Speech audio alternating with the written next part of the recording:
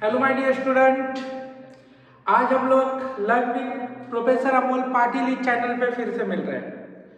हम लोग को आज के क्लास में देखना है न्यूटन्स के लॉज के बारे में। न्यूटन्स लॉज ऑफ मोशन में हम लोग को लॉज ऑफ मोशन में फर्स्ट लॉ ऑफ न्यूटन वो देखना है।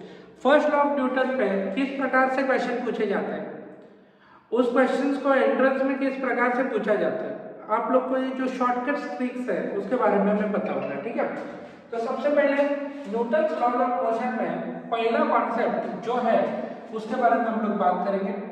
ओके, तो पहला लॉ क्या है, देखो, जब बॉडी ये स्टेट ऑफ रेस्ट में रहता है और सपोज कोई भी बॉडी कंटिन्यूअस मोशन में रहता है, यूनिफॉर्म मोशन में रहता है, इस यूनिफॉर्म मोशन को या कंटिन्यूअस मोशन को हम लोग ब्रेक कर सकते हैं या चेंज कर सकते हैं।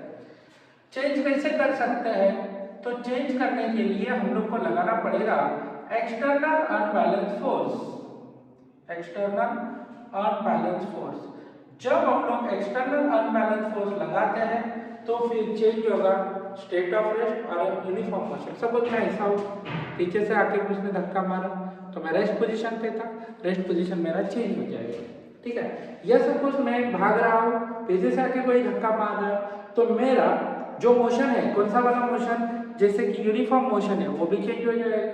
तो इसका मतलब कोई भी स्टेट को चेंज करना है, स्टेट ऑफ रेस्ट को या यूनिफॉर्म मोशन को आपको चेंज करना है, तो चेंज करने के लिए आपको कौन सा फोर्स लगाना पड़ेगा, एक्सटर्नल अनबैलेंस फोर्स। समझा ना? अभी आप एक जगह पे बैठे हो, कोई दोस्त आया धक्का मारा, आपका स्टेट चेंज हो जाएगा।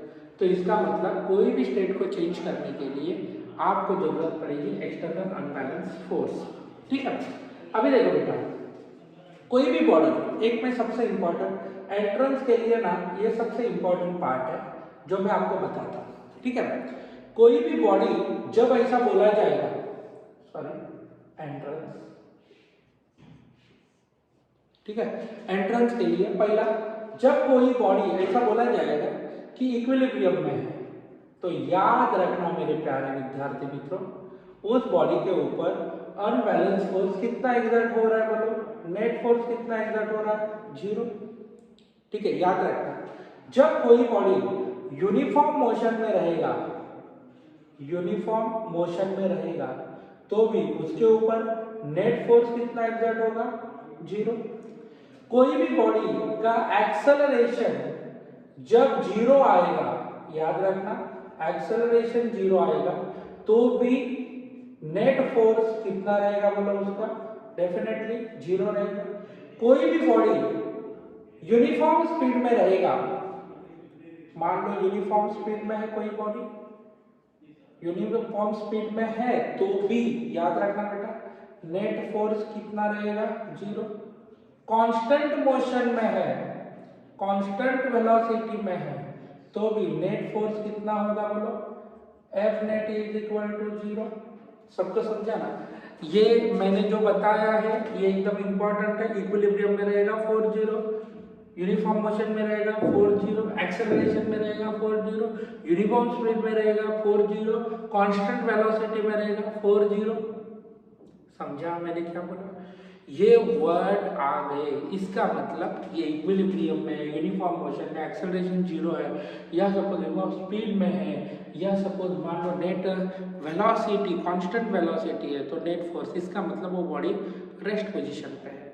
तो बच्चा लोग देखो, एंट्रेंस में कभी भी याद रखना बेटा, एंट्रेंस में कभी भी ना इसमें से कोई भी पार्ट आता है, इसमें से कोई सम में वर्ड आता है, तो याद रखने का बेटा कि नेट फोर्स कितना होएगा, 0। ठीक है, अभी मैं ना सम लिखता हूँ। ओके, अभी थोड़ा सा ये सम मैं अब बोर्ड के ऊपर सॉल्व करवा के देता हूँ, तो ये सब याद में रखना। ठीक है, ये इसमें से कोई भी पार्ट आएगा ना बेटा, नोट्स बना के रखना ये लेक्चर्स के, तो ये एकदम इम्पोर्टेंट हो जाएगा। अभी नीट 2013 का सम है, अभी नीट 2013 का सम जो मैंने अभी आप लोगों को कॉन्सेप्ट पढ़ाया था। ठीक है, कॉन्सेप्ट क्या पढ़ाया था मैंने, वर्ड कौन से सम में दिखेंगे आपको, इक्विलिब्रियम, बराबर है ना, जब कांस्टेंट स्पीड बोला जाएगा, कांस्टेंट स्पीड बोला जाएगा, और क्या बोला जाएगा, देखो, वेलोसिटी बोल सकते, कांस्टेंट वेलोसिटी, एक्सेलरेशन 0 बोल सकते हैं। ठीक है, तो ये वर्ड कभी भी सब में आते हैं। और एट रेस्ट बेटा, एट रेस्ट आया है, इक्विलिब्रियम आया, ये सब कभी भी वर्ड आते हैं। और सपोज मान लो ऑब्जेक्ट का मास कांस्टेंट है, ऑब्जेक्ट का mass constant, object mass constant यदि आपको दिया जाएगा तो बेटा ध्यान देना है, जब आपको ये तीन सपोज 4 वर्ड आते हैं और कांस्टेंट मास होता है, ऑब्जेक्ट का मास चेंज नहीं होता है, तो याद रखना नेट फोर्स कितना ऐड होएगा, बोलो 0। अभी देखो सब पढ़ते हैं, सब पढ़ो। एक ब्लॉक है, ओके 3 ब्लॉक है, M 2M 3M, ठीक है, connected by the string, string से कनेक्टेड है। और बच्चा लोग इसके ऊपर अपवर्ड डायरेक्शन में फोर्स लगा, ये भी दिया है, मास M, masses move upward at a constant, क्या लिखा है बोलो बेटा, एट अ कांस्टेंट वेलोसिटी। तो बेटा कांस्टेंट वेलोसिटी से ऊपर जा रहे हैं, तो 2M ब्लॉक के ऊपर कितना नेट फोर्स लगेगा, नेट फोर्स कितना लगेगा। मैंने आपको ट्रिक ऑलरेडी बोला है, क्या बोला है कि सपोज मान लो इसमें से कोई भी वर्ड आए तो दिमाग को टेंशन देने का ही नहीं, नेट फोर्स कितना लिखने का बोलो।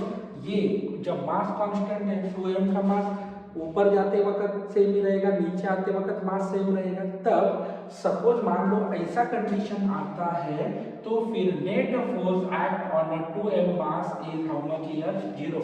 ये स्टेटमेंट देगा, काम खत्म, अपना आंसर 0। इस प्रकार से आप लोग को जम जाएगा। ओके, नीट 2019 में पूछा गया क्वेश्चन, 19 के नीट में एक क्वेश्चन पूछा था, वो क्वेश्चन भी लगभग उसके जैसा ही था।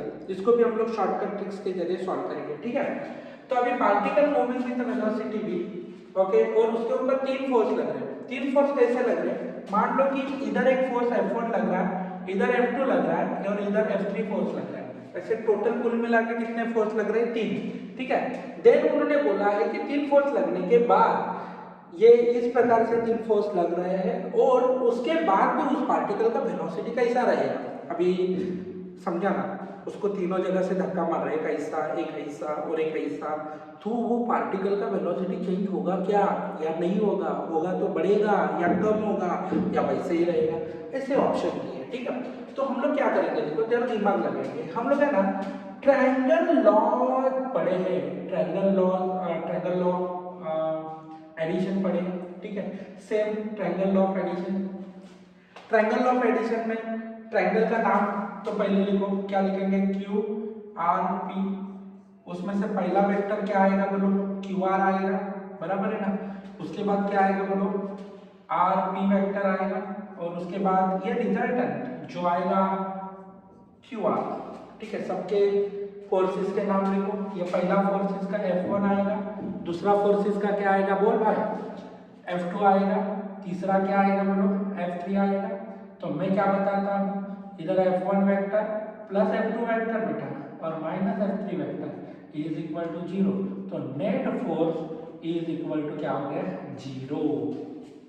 ये नेट फोर्स हो गया ना, टोटल फोर्स, नेट फोर्स 0 आया। तो नेट फोर्स 0 आया तो क्या होता है बोलो, एक्सेलरेशन 0 हो सकता है, वेलोसिटी कांस्टेंट हो सकता है या इक्विलिब्रियम हो सकता है। तो उन्होंने क्या बोला है, पार्टिकल का वेलोसिटी क्या रहेगा। अभी इधर क्या आएगा बोलो, पार्टिकल का वेलोसिटी रिमेन कांस्टेंट, समझा ना। ये सिंपल सा पॉइंट था, वो हम लोग ने अभी देख लिया। इस प्रकार से देखो बेटा, कुछ पॉइंट्स है आप लोग को इस सब को सिंपल बनाते हैं, ठीक है। तो उसके लिए वो चीज़ ढूंढना इम्पोर्टेंट होता है।